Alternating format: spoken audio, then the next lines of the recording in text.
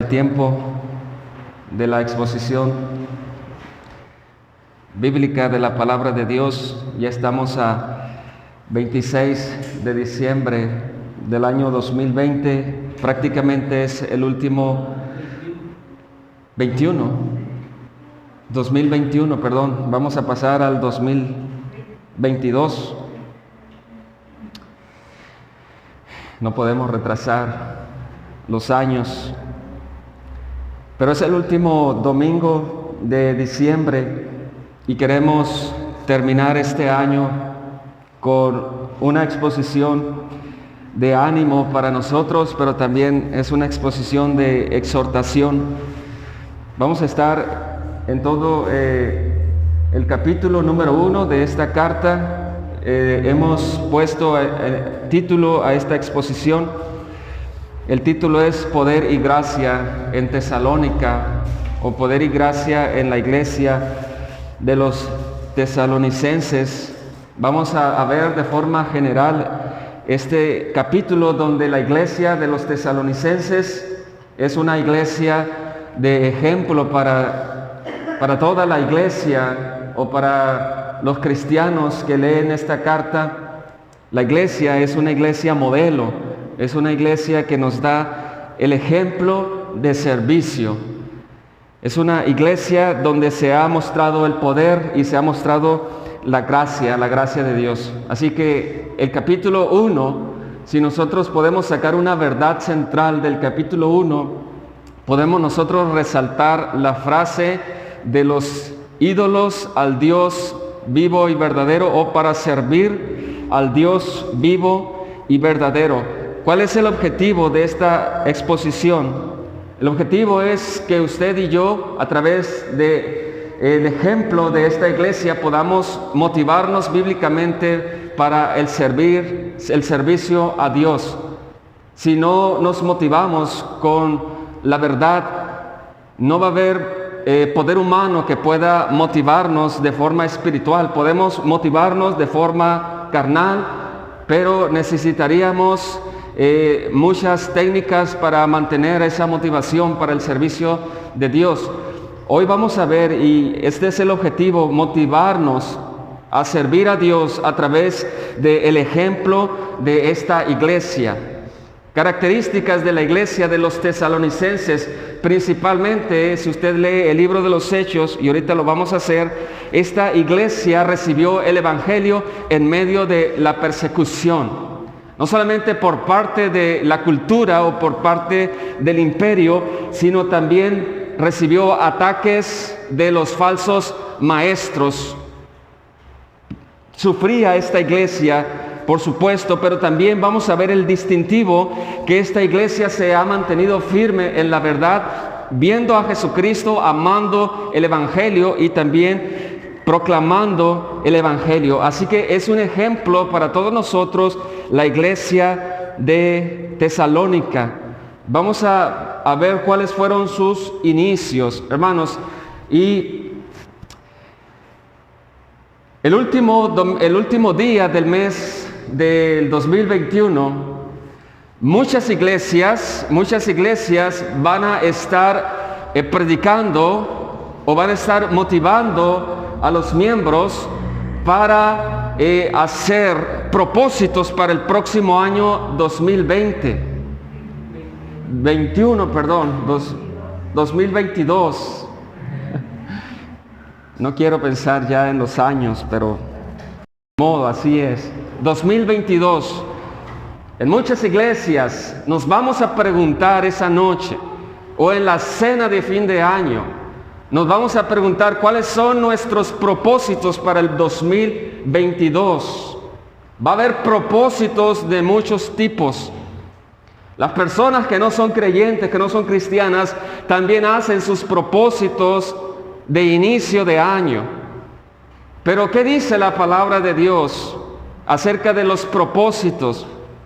Principalmente, hermanos, la iglesia de Jesucristo tiene un propósito principal. El propósito por el cual nosotros aún continuamos con vida en este mundo, o el propósito por el cual Dios nos ha rescatado de las tinieblas para trasladarnos a la luz verdadera, el principal propósito de vida es que nosotros vivamos para la gloria de Dios. Ese es el principal propósito. No tiene usted que inventar nuevos propósitos para el 2022.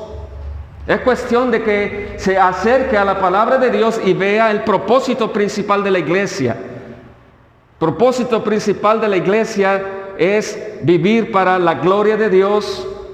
El segundo propósito principal de la iglesia es edificarnos unos a otros, y es lo que estamos haciendo en este lugar. Cuando usted platica con otro cristiano, usted edifica al otro creyente. No necesitamos reunirnos para poder edificarnos unos a otros. Y el tercer propósito principal es proclamar el evangelio. No podemos saltarnos los pasos.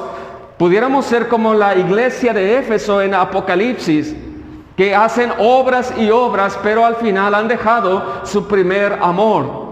Así que es una espiral que surge de vivir para la gloria de Dios,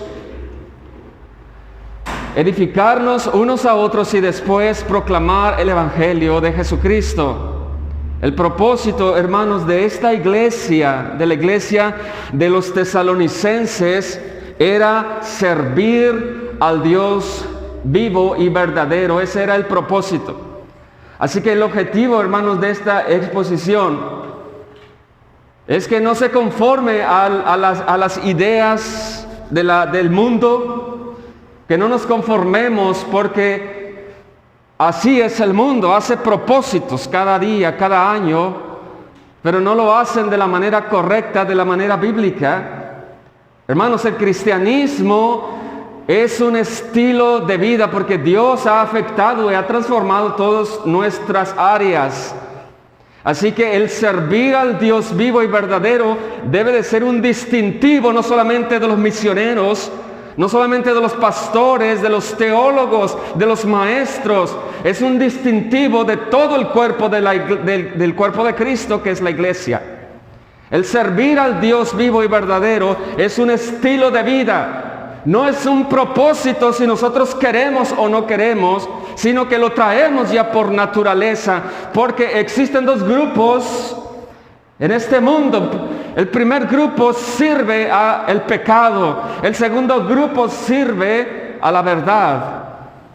El primer grupo tiene un amo que es Satanás, el segundo grupo tiene un amo quien es Cristo.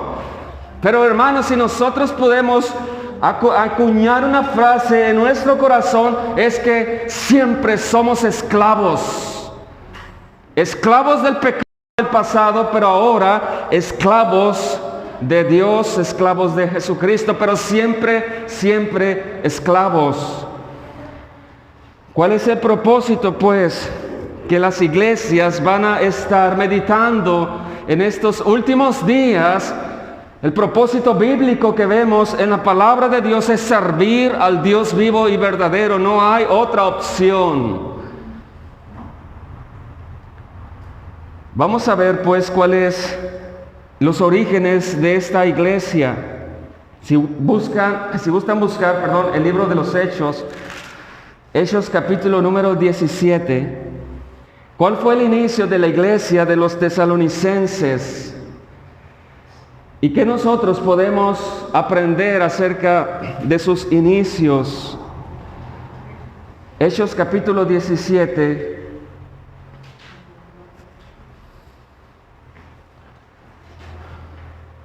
¿Cómo conocieron el evangelio? ¿Cuál fue su situación?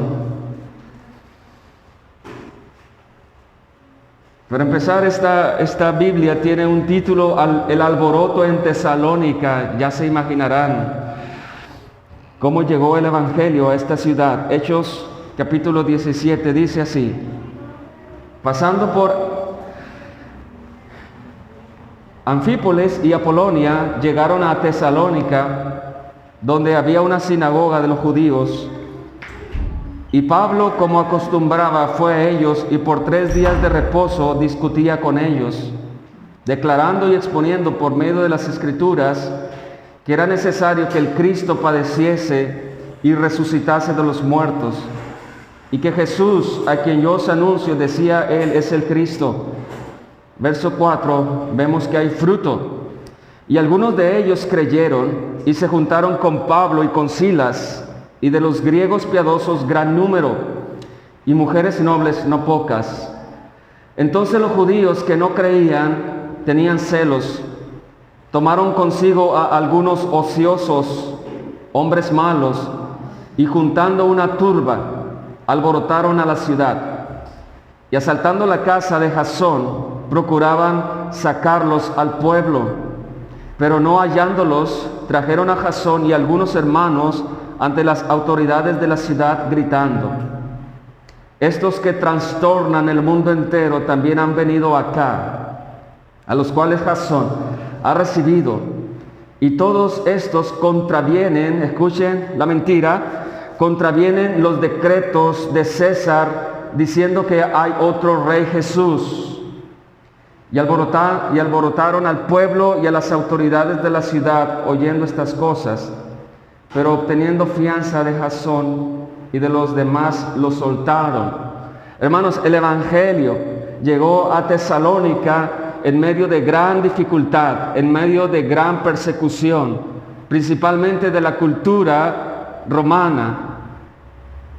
Por supuesto que era una mentira que los cristianos estuvieran buscando derrocar a César, nada de eso, sino que ellos tenían ahora un rey espiritual, pero eso les causó grandes problemas y grandes dificultades.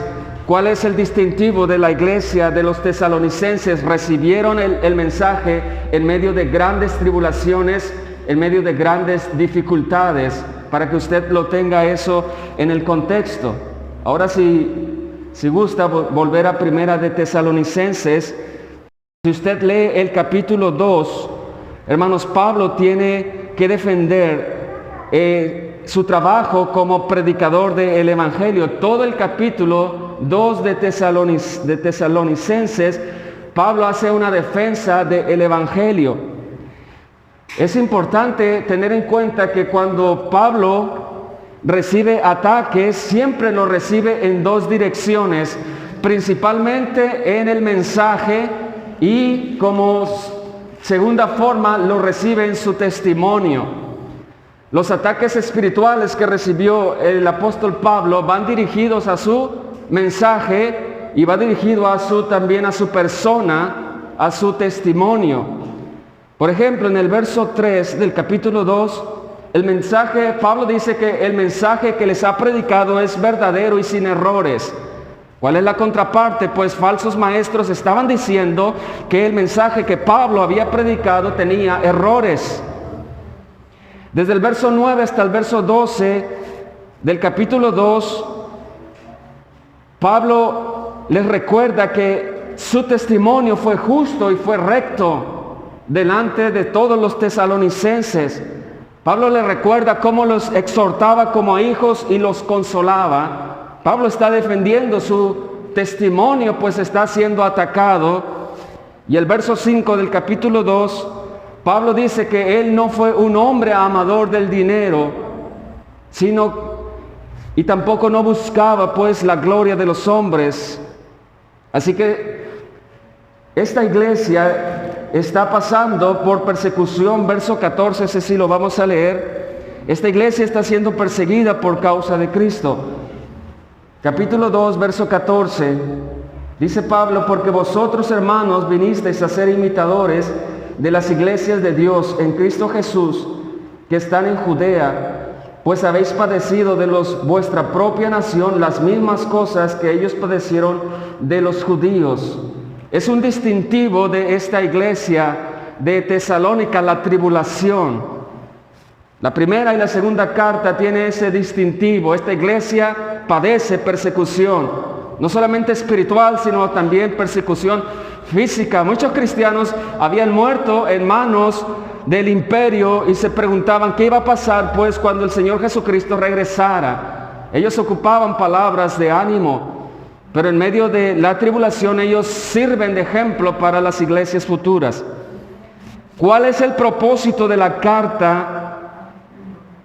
Capítulo 3, los primeros 4 versos encontramos el propósito de la carta. ¿Por qué Pablo escribe a los tesalonicenses? Se los leo, el propósito. Básicamente es que nadie los inquiete por estas tribulaciones. Ese es el propósito. Que nadie los inquiete. Dice el verso 1, capítulo 3, por lo cual, no pudiendo soportarlo más, acordamos quedarnos solos en Atenas y enviamos a Timoteo, nuestro hermano, servidor de Dios y colaborador nuestro en el Evangelio de Cristo, para confirmaros y exhortaros respecto a vuestra fe. Verso 3, a fin de que nadie se inquiete por estas tribulaciones, porque vosotros mismos sabéis que para esto estamos puestos. Propósito de la carta de los tesalonicenses es que a pesar de las tribulaciones se mantengan firmes, que no se inquieten por los problemas, puesto que Pablo les había ya predicho que habían de tener problemas. Hermanos, esta iglesia conoció el Evangelio en medio de tribulación y siguió viviendo la vida cristiana también en medio de persecución y en medio de tribulación. Así que esta breve introducción nos muestra las características de la iglesia de los tesalonicenses. Vamos a ver 4 partes del capítulo 1. Número 1, vamos a ver el ejemplo de los tesalonicenses. Número 2, vamos a ver el evangelio aplicado a sus vidas. Número 3, vamos a ver el ejemplo misionero de la iglesia. Y por último, la base de su servicio. Si hemos de motivarnos para el servicio a nuestro Dios, debemos de hacerlo de la manera bíblica. La motivación siempre estará cuando conocemos verdaderamente, pues, la verdad. Así que vamos a iniciar con el ejemplo de la iglesia de los tesalonicenses. Vamos a ir leyendo los primeros 10 versos del capítulo 1 y vamos a ir explicándolos. Así que el primer verso encontramos el saludo apostólico del apóstol Pablo. Dice el primer verso, Primera de Tesalonicenses, Pablo y Silvano y Timoteo, a la iglesia de los tesalonicenses en Dios Padre y en el Señor Jesucristo, gracia y paz sean a vosotros de Dios nuestro Padre y del Señor Jesucristo. En el verso 2, hermanos, vamos a encontrar una oración del apóstol Pablo. Recuerde que las oraciones bíblicas no solamente es pedir y pedir y pedir por nuestras necesidades. Las oraciones bíblicas también son acciones de gracia, acciones de gracias, reconociendo la obra de Dios, no solamente la obra de la creación, sino también la obra que ha hecho en la vida de su pueblo. Así que lo que Pablo hace es dar gracias a Dios por 4 distintivos de la iglesia de los tesalonicenses. Así que, ¿cuáles son estas cualidades de la iglesia que en la oración de Pablo es motivado a dar gracias? ¿Cuáles son estos 4 distintivos? Dice el verso número 2.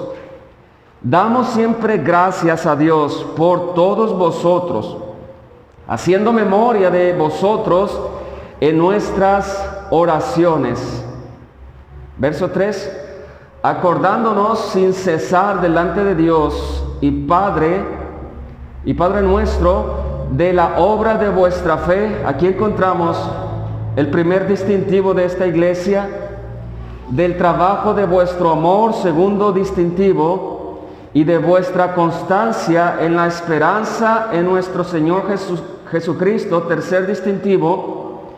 Verso 4, el cuarto distintivo, porque conocemos, hermanos amados de Dios, vuestra elección. Son 4 distintivos de la iglesia, los tesalonicenses. Y hermanos, la iglesia son formada por cada individuo que ha sido transformado por el poder de Dios, que ha sido llamado de las tinieblas a la luz. Pero les hago una pregunta: ¿qué son las acciones de gracia? Regularmente en las iglesias se usan los tiempos de acciones de gracia. O vamos a dar gracias a Dios. Y en algunas iglesias se usa: levante la mano quien quiera dar gracias a Dios. Y empezamos los hermanos a dar gracias a Dios. Pero ¿qué es una acción de gracias? ¿Qué es una acción de gracias, hermanos? Para que lo tenga en mente, son los frutos de la gracia de Dios. En este caso, que están en la iglesia de los tesalonicenses. Pablo da gracias por los frutos de la gracia de Dios que están en esa iglesia. ¿Cuáles son esos frutos? La obra de vuestra fe, el trabajo de vuestro amor y la constancia en la esperanza y la elección para salvación. Vamos a ver de manera breve estos 4 frutos por el cual el apóstol Pablo da gracias. Estamos en la parte de que la iglesia de Tesalónica es un ejemplo para nosotros. Tiene distintivos de gracia. ¿A qué se refiere, hermanos, cuando Pablo da gracias de la obra de fe? ¿Acaso se refiere que esta iglesia se distingue por cuidar a los enfermos? ¿Esta iglesia se distingue por cuidar a los huérfanos? ¿Se distingue acaso por ayudar a los pobres? ¿Cuál es el principal distintivo de gracia de esta iglesia? Según el contexto, el verso 6 y el verso 10, que más adelante lo vamos a leer, la respuesta es que la obra de vuestra fe se refiere a la obra del evangelismo. Pablo da gracias porque esta iglesia hace trabajo de evangelismo.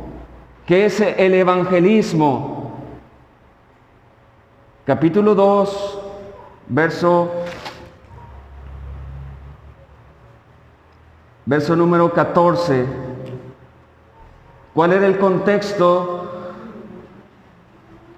de su trabajo evangelístico? Dice: porque vosotros, hermanos, vinisteis a ser imitadores de las iglesias de Dios en Cristo Jesús, que están en Judea, pues habéis padecido de los de vuestra propia nación las mismas cosas que ellos padecieron de los judíos. El contexto que atravesaba esta iglesia en medio de la obra evangelista era un contexto de persecución. Su obra, hermanos, según el verso número 8 del capítulo 1, era divulgar la palabra. Esa era su obra principal. El evangelismo era el resultado de la verdadera fe que tenían esta iglesia. Y Pablo reconoce el distintivo de gracia, la obra de vuestra fe. Según el contexto, trabajaban arduamente en el trabajo de proclamar el evangelio. Segundo distintivo, el trabajo de vuestro amor. Su trabajo, hermanos, para evangelizar era motivado principalmente por el amor incondicional que Dios había tenido para con ellos. Según el contexto, el verso número 4, dice Pablo: porque conocemos, hermanos amados de Dios, vuestra elección. Aquí está la doctrina de la gracia, la elección soberana de Dios hacia con ellos. Pablo reconoce que ellos tienen un trabajo arduo, pero es motivado por el amor, principalmente por el amor incondicional de Dios para con ellos, y también motivado por el amor a las personas que no conocen el Evangelio. Además, hermanos, ellos habían sido testigos del amor práctico del apóstol Pablo. Capítulo 2, verso número 7, encontramos cómo los misioneros demostraron el amor a los tesalonicenses. En otras palabras, el amor era motivado por la imitación, no solamente de Dios, como Dios los ha amado, pero también como Pablo los ha amado. Imagínense cómo ellos no han de amar a otras personas. Reconocen el amor de Dios, reconocen el amor de Pablo y reconocen ahora, siendo ejemplo, el amor práctico. Capítulo 2, verso 7, así era Pablo entre ellos. Antes fuimos tiernos entre vosotros. Y fíjese el cuadro que el apóstol Pablo está dibujando. En el verso 6 dice Pablo, no buscamos gloria de los hombres, ni de vosotros, ni de otros, aunque podríamos seros carga como apóstoles de Cristo. Antes fuimos tiernos entre vosotros como la nodriza que cuida con ternura a sus propios hijos. En el verso 8 dice Pablo, tan grande es nuestro afecto por vosotros, que hubiésemos querido entregaros no solamente el Evangelio de Dios, sino también nuestras propias vidas, porque habéis llegado a sernos muy queridos. Pablo elogia, o Pablo da gracias a Dios por el trabajo de vuestro amor. Conocen el amor de Dios en la salvación para ellos. Conocen el amor de Pablo hacia ellos. Pablo dice, no solamente hubiéramos querido darles el Evangelio, sino también nuestras propias vidas. ¿Cómo no ha de corresponder esta iglesia para amar a otros o amarse a sí mismos? Y todo inicia por la salvación que ellos han experimentado. Dios los ha capacitado para amar a Dios. Dios los ha capacitado para amarse unos a otros y para amar a otras personas entregándoles lo más valioso que es el Evangelio. Es un ejemplo esta iglesia. Tercera cualidad, la constancia en la esperanza en el Señor Jesucristo. Esta iglesia era constante en tener esperanza. Recuerde cuál es el contexto. El contexto es que esta iglesia recibe el Evangelio en persecución y continúa la vida cristiana bajo persecución. Pero en medio de la persecución, Pablo da gracias porque tiene distintivos. Hacen obra de evangelismo, hacen obra del amor y mantienen la esperanza en el Señor Jesucristo en medio de la persecución, en medio de la tribulación. ¿Qué es la constancia? La constancia es estar firme, ser persistente y tener paciencia. Ellos son constantes y esperan en Jesucristo. ¿A qué se refiere con ser constantes? Hermanos, se refiere a vivir siempre bajo la presencia de Dios, a vivir siempre bajo la provisión de Dios. Cristo es el refugio y aunque están padeciendo dificultades, ellos saben que Cristo es el juez de la tierra. Su esperanza está firme porque aman y no dejan de mirar a Cristo. No se tambalean pues por cualquier dificultad que se les venga encima. Están firmes, son constantes, tienen paciencia.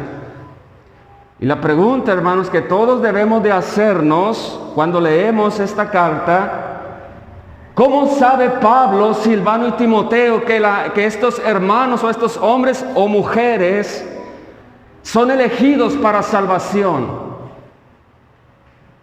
¿Cómo nosotros sabemos si somos elegidos para salvación o hemos sido dejados en nuestro propio pecado?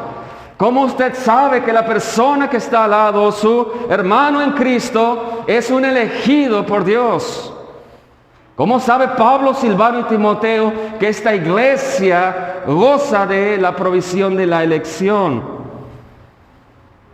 ¿Por qué lo saben? Hermanos, lo saben por los distintivos que acabamos de mencionar. hacen trabajo de evangelismo, se aman unos a otros y aman a otras personas y se mantienen firmes en el camino de Dios, son distintivos o son frutos de gracia.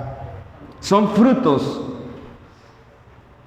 Aquí no cabe nada de que Dios conoce mi corazón y Él sabe que sí soy de su pueblo. Aquí no cabe nada de eso. En la Biblia existen los que dan frutos buenos y los que dan frutos malos. ¿Cómo sabes si eres cristiano? ¿Cómo sé yo si soy cristiano? Por los frutos se conocerán. Así que Pablo, Silvano y Timoteo han visto la mano de Dios en ellos. En otras palabras, han visto una transformación según el verso 9. Dice el verso 9, porque ellos mismos cuentan de nosotros la manera en que nos recibisteis. Y aquí están los frutos. Y cómo os convertisteis de los ídolos a Dios. Aquí está el primer distintivo. ¿Cómo sabe Pablo que son elegidos? Silvano y Timoteo, ¿cómo saben que son elegidos? Porque dan gracias. Dice el verso 4, porque conocemos, hermanos amados de Dios, vuestra elección, principalmente porque han visto el poder del Evangelio en la vida de ellos al convertirse de los ídolos a Dios.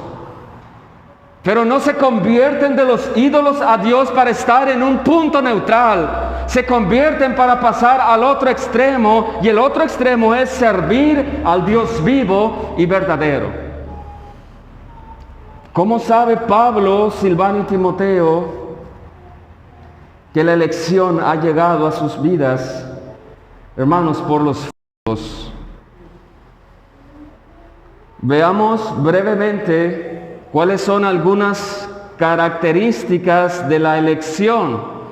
Brevemente, según Efesios 2:6 y Efesios 1:4 y 5, hermanos, solo lo vamos a mencionar. La elección siempre ha sido por sola gracia. En otras palabras, el pueblo elegido por Dios es elegido y es salvo por gracia, por pura misericordia, sin mérito alguno. Segunda característica de la elección, es una elección dada en la eternidad. Es incondicional y es soberana. Lo necio de este mundo escogió Dios. Lo vil de este mundo escogió Dios para que lo que no es sea y para lo que no es no sea. Además, la elección es justa y la elección es efectiva. Son distintivos o características de la elección. Por eso Pablo da gracias, porque conocemos, hermanos amados de Dios, vuestra elección. ¿Por qué, hermanos? Pablo conoce y está seguro, porque ha visto el poder de Dios aplicado en la vida de ellos. Pasamos a la segunda parte de esta exposición, el Evangelio aplicado a ellos. Verso número 5, segunda parte. ¿Por qué están seguros de su elección? La respuesta es porque el Evangelio obró poderosamente en la vida de estas personas. ¿Cómo fue que llegó el mensaje a ellos? Podemos ver tres aspectos de cómo el Evangelio fue aplicado a la vida de ellos. Dice el verso 5, pues nuestro Evangelio no llegó a vosotros en palabras solamente, sino también en poder, en el Espíritu Santo y en plena certidumbre, como bien sabéis cuáles fuimos entre vosotros por amor de vosotros. Pablo dice que el Evangelio que ellos escucharon no solamente eran palabras de Pablo, no solamente eran palabras de humana sabiduría, no eran las palabras de Pablo que ellos estaban escuchando en Hechos 17, eran las palabras de Dios, palabras de poder, palabras de sabiduría, palabras que son capaces de transformar a los que viven en las tinieblas y pasarlos a la luz. Hermanos, el Evangelio es el poder de Dios para salvación. No es el poder del predicador, no es el poder del misionero, es el poder de Dios a través de los misioneros, a través del apóstol Pablo. Es el poder de Dios a través de tu persona cuando tú hablas del Evangelio. Principalmente, hermanos, y eso es algo que deberíamos de arrepentirnos todos nosotros, es que cuando hablamos el Evangelio se nos olvida de parte de quién venimos. No venimos de parte del presidente de México, venimos de parte de Dios, el Rey del universo. Cuando usted comparte el Evangelio, las palabras que usted comparte son palabras de transformación, son palabras poderosas. Pablo reconoce eso en 1 Corintios 2:45, si gustan buscarlo. El Evangelio llegó a la vida de esta iglesia no en sabiduría humana, sino en palabras de poder. Porque no me avergüenzo del Evangelio, 1 Corintios 2:45. No me avergüenzo de lo que estoy predicando porque es poder de Dios para salvación. Pablo proclamaba a Cristo crucificado y a Cristo resucitado, y eso es poder de Dios. 1 Corintios 2, verso 4 hasta el verso 5.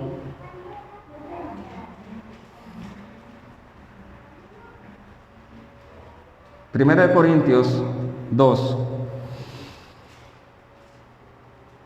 verso número 3, 4 y 5. Y estuve entre vosotros con debilidad y mucho temor y temblor. Y ni mi palabra ni mi predicación fue con palabras persuasivas de humana sabiduría, sino con demostración del Espíritu y del poder, para que vuestra fe no esté fundada en la sabiduría de los hombres, sino en el poder de Dios. Los misioneros, el apóstol Pablo, predicó el Evangelio y lo predicó con poder, puesto que era el mensaje de Dios, era la sabiduría de Dios, era el poder de Dios. ¿Cuál fue el método, hermanos, por el cual estos hombres, estas mujeres escucharon el Evangelio? El método siempre ha sido el mismo, la predicación del Evangelio, puesto que la fe viene por el oír, y el oír las palabras del Evangelio. El Evangelio consiste en el nacimiento del Redentor, la vida del Redentor, la muerte del Redentor y la resurrección del Señor Jesucristo. Ese es el Evangelio. El Evangelio no admite chistes en la prédica. El Evangelio no admite experiencias en la predicación. El Evangelio es el poder de Dios para transformar la vida de los hombres. De esa manera el Evangelio fue aplicado a la vida de estos hombres. Además, en el verso 5 existe esta palabra: en el Espíritu Santo y en plena certidumbre. Hermanos, cuando nosotros o cuando Pablo predicó el Evangelio, hubo dos frutos, uno bueno y otro malo. Pablo sabía que la predicación o la divulgación de que él estaba hablando venía de parte de Dios, y la palabra de Dios nunca volverá vacía. Pablo tenía la certeza que siempre la predicación del Evangelio o causa vida o causa condenación, pero nunca vuelve la palabra vacía. Pablo estaba convencido de cuando él predicaba el Evangelio, el poder de Dios iba a salvar a muchos, pero también iba a condenar a muchos. Y eso es lo que pasó en la ciudad de Tesalónica. Muchos fueron los convertidos, pero también muchos fueron los condenados, porque la predicación del Evangelio trae vida, pero también al que no cree trae condenación y juicio. Por eso Pablo dice, hermanos, el verso 4, porque conocemos, hermanos amados de Dios, vuestra elección, porque las palabras que ustedes escucharon no fueron palabras humanas o de humana sabiduría, sino fueron palabras que tenían poder en el Espíritu Santo y en plena certidumbre. Tenemos el ejemplo de esta iglesia. Características. Pablo reconoce cómo el Evangelio verdaderamente ha sido aplicado a sus vidas. Y ahora pasamos a la tercera parte de la exposición. El ejemplo misionero de esta iglesia. Ejemplo misionero, verso número 6. Ellos fueron imitadores.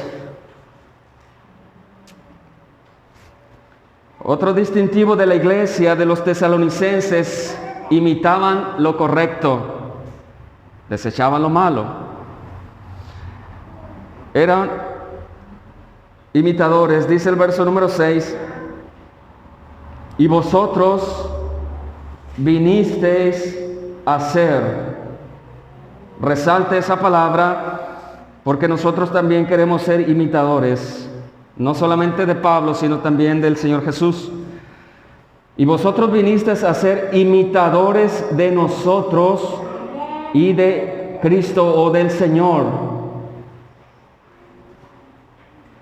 recibiendo la palabra en medio de gran tribulación, con gozo del Espíritu Santo. Tenemos tres partes que constituyen este verso. Primera parte, ustedes tesalonicenses son imitadores de nosotros, pero también son imitadores de Cristo.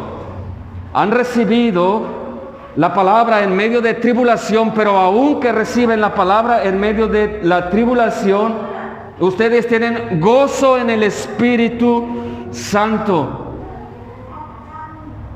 El mensaje del Evangelio, hermanos, de esta iglesia estuvo rodeado de oposición, estuvo rodeado de tribulación, pero también estuvo rodeado del gozo del Espíritu de Dios. Los misioneros, hablando del apóstol Pablo, los misioneros habían estado físicamente en medio de ellos, sufriendo por causa de Cristo, y ellos fueron testigos de ese sufrimiento aún en medio de su conversión. Cuando usted habla a otra persona, la otra persona puede ser testigo del sufrimiento aun cuando todavía ni siquiera ha entendido el Evangelio. Pero estos misioneros, hermanos, están imitando a Cristo, al verdadero siervo sufriente. Recuerden las palabras del Señor Jesucristo. Él les dijo claramente a los discípulos, ustedes me van a abandonar, van a herir al pastor, pero yo voy a recibir consolación. Jesús les dijo a sus discípulos claramente, en el mundo van a tener aflicciones, pero confiad, yo he vencido al mundo. Tenemos ejemplos de Pablo y de Silas sufriendo en la cárcel, pero están rodeados de un gozo sobrenatural. Hermanos, en resumen, esta iglesia ha imitado fielmente, principalmente al Señor Jesucristo y también al apóstol Pablo. El Señor Jesucristo, su mensaje, su proclamación. El apóstol Pablo, su mensaje, su proclamación. La iglesia primitiva, la proclamación del Evangelio estuvo siempre rodeada de oposición. pero también estuvo rodeado de gran consolación. ¿Qué aprendemos de esto? Si nosotros queremos servir al Dios vivo y verdadero, llevando el Evangelio, debemos de estar conscientes de que no va a ser fácil, de que siempre habrá oposición. No solamente oposición de los de afuera, a veces habrá oposición de los de adentro, y eso es lo que más puede doler, pero la oposición siempre va a existir. Pero también siempre va a haber consuelo y siempre va a haber gozo. Verso 7, seguimos viendo a los imitadores. Dice el 7, de tal manera que habéis sido ejemplos. Ahora esta iglesia está siendo ejemplo a otros. Pareciera un espiral. Dice que está siendo ejemplo a todos los de Macedonia y Acaya que han creído. Porque partiendo de vosotros ha sido divulgada la palabra del Señor, no solo en Macedonia y Acaya, sino que también en todo lugar vuestra fe en Dios se ha extendido, de modo que nosotros no tenemos necesidad de hablar nada. Ellos no llevan un grupo de médicos a los barrios pobres. Ellos no llevan un comedor a los barrios humildes. Ellos tienen un distintivo, y el distintivo es proclamar la verdad, proclamar el Evangelio. Y lo hacen no en una ciudad, sino en regiones, en Macedonia, en Acaya. ¿Qué significa la palabra proclamar? Porque ese era su trabajo principal, proclamar el Evangelio. Básicamente significa hacer público o propagarlo, eso es, hacer público a Jesús y a su reino. Ellos habían recibido el mensaje, se habían fortalecido y ahora lo estaban expandiendo a las regiones de Macedonia y Acaya. Su trabajo era proclamar que solo en Cristo hay salvación. Su trabajo era proclamar el nacimiento de Cristo, la vida perfecta de Cristo, la muerte de Cristo y la resurrección de Cristo. No le añadían otras cosas porque se iban a meter en problemas como nosotros nos metemos en problemas. Su trabajo era predicar el Evangelio y creer que el Evangelio es poderoso para salvar aún el corazón más duro y corrupto. El poder del Evangelio es la transformación de Dios en la vida de los hombres.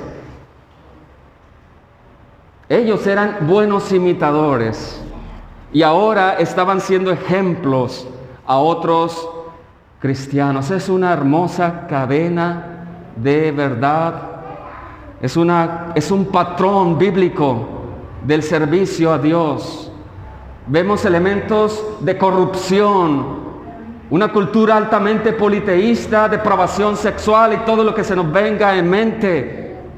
Depravación, pero vemos predicación, vemos gracia, vemos frutos y vemos amor, vemos esperanza y vemos servicio de proclamar la verdad, proclamar el Evangelio. La cuarta parte de esta exposición, para ir finalizando. ¿Cuál era el secreto de esta iglesia? ¿Cuál era su base para ser ejemplo a otros? ¿Cuál era la base de su constancia? ¿Acaso llamaron a Apolos para que les diera una conferencia anual para poder motivarlos?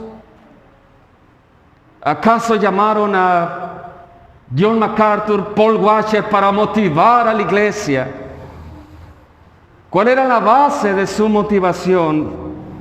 La base de su constancia, verso 9, verso 10. Lo que vemos en estos dos versos, la base de su trabajo, de su constancia era su verdadera conversión y su esperanza en el retorno de Cristo. Esa era la base de su cristianismo, esa era la base de su servicio, era la base del amor, la base de la santificación, la base del sufrimiento, la base de la verdad, era su verdadera conversión y su esperanza en el retorno de su Rey. Hermanos, ellos experimentaron una verdadera conversión, dice el verso 9, porque ellos mismos cuentan de nosotros la manera en que nos recibisteis y cómo os convertisteis de los ídolos a Dios para servir al Dios vivo y verdadero. Como decíamos, ellos vivían en una cultura altamente politeísta, o sea, muchos dioses. Ellos comprendieron que los ídolos, como ahorita leíamos en los Salmos, no tienen vida, no escuchan, no pueden actuar, solamente son de oro, son de plata. Pero la contraparte, ahora tenían a un Dios vivo y un verdadero creador del cielo y de la tierra. Ellos experimentaron un cambio interno y se pudo manifestar en lo externo. Y aquí no cabe, Dios conoce mi corazón. Aunque no parezca cristiano, pero Dios sabe mi corazón. Yo le acepté en una conferencia. Yo me bauticé. Dios conoce mi corazón. No pueden andarme juzgando. Pero no, hermanos, ellos manifestaron, experimentaron un cambio interno que se manifestó en lo externo. Le dieron la espalda al politeísmo para servir al único Dios vivo y verdadero. Ese fue su fruto. Fue un fruto visible que les trajo problemas. Quisieron llevarlos a las plazas, juzgándoles que estaban haciendo una revuelta contra César. Ellos creían en el verdadero Rey, quien es el Rey de la gloria, Jesucristo. Ahora ellos tenían un propósito. Y tristemente y abiertamente muchos cristianos cayeron en ese libro de Warren, Dios, una iglesia con propósito o una vida con propósito. Qué interesante es que tengan que escribir libros para que la iglesia pueda descubrir cuál es su propósito en este mundo. Cuando el propósito es muy claro, servir al Dios vivo y servir al Dios verdadero. Ellos tienen un propósito de vida. Ellos ahora se han sometido a Dios como un esclavo se somete a su amo. Con eso entendemos la palabra servir. Un esclavo del pecado sirve al pecado. Un esclavo de Jesucristo sirve a la verdad. Su conversión implica, hermanos, creer que verdaderamente Jesús es el Hijo de Dios, que Jesús es el Mesías, que Él es el verdadero Dios. En otras palabras, Cristo para ellos fue suficiente. El politeísmo no tiene, ¿cómo le dice? No se sacia. Si aparece otro Dios, a otro Dios siguen. Pero ellos encontraron en Cristo la suficiencia. Él era el Hijo de Dios, o Él es el Hijo de Dios. Así que, ¿cuál era la base, hermanos? Pues la base era su verdadera conversión. Era su elección. Por último, la segunda parte, ellos tenían como base la esperanza en el regreso de Cristo. Dice el verso 10, y esperar de los cielos a su Hijo, el cual resucitó de los muertos. En otras palabras, esperaban a un Cristo vivo, a Jesús, quien nos libra de la ira venidera. Esta verdad del regreso de Jesucristo animaba la vida de los tesalonicenses e infundía un poder sobrenatural en la vida de ellos. Hermanos, la idea de que ellos esperaban el regreso de Cristo no era pasiva, sino era activa. Y lo vemos en su gran trabajo de amor, gran trabajo de evangelismo, gran trabajo de estar esperando en la soberanía de Dios. La espera no era una espera que los mantenía pasivos, sino que los mantenía activos. Y cuando nosotros nos preguntamos cuál es la intención de estudiar escatología, cuál es la intención del corazón, porque hay varias posiciones del regreso del Señor Jesús, pero lo bueno que todos coinciden en que un día el Señor regresará. Pero hermanos, ¿cuál es la motivación? A veces nos perdemos en la motivación principal. Y 1 de Juan 3:3 nos dice: todo aquel que tiene esta esperanza en Él se purifica a sí mismo, porque Él es puro. El regreso de Cristo, hermanos, para la iglesia de los tesalonicenses era una gran motivación. No tenían temor de ver a Cristo, sino tenían esperanza y tenían alegría, puesto que Jesucristo los libraba o los libra de la ira venidera. Esa era la esperanza, que venga el Señor Jesucristo. Le esperamos con gozo, le esperamos trabajando en su reino, con gozo, con alegría, porque Él nos ha librado de la ira venidera, de la ira de Dios. Esa era la base de su servicio, era la base de su amor. Los tesalonicenses, para finalizar, tenían a Jesús como el Salvador, tenían a Jesús como el Rey, como el Señor. Él los había rescatado, Él los había comprado. Ellos tenían un propósito de vida: servir al Dios vivo y verdadero. Ese era el propósito de la iglesia de los tesalonicenses. Y el primer día del año 2022, muchos nos van a preguntar: ¿cuál es tu propósito de vida? ¿Cuál es el propósito para este 2022? Tal vez sea orar más. Bueno, buen propósito. Tal vez sea leer la Biblia. Buen propósito, hermanos. Pero el fundamento para todo eso es servir al Dios vivo y verdadero. Y la pregunta que viene: ¿por qué piensas así?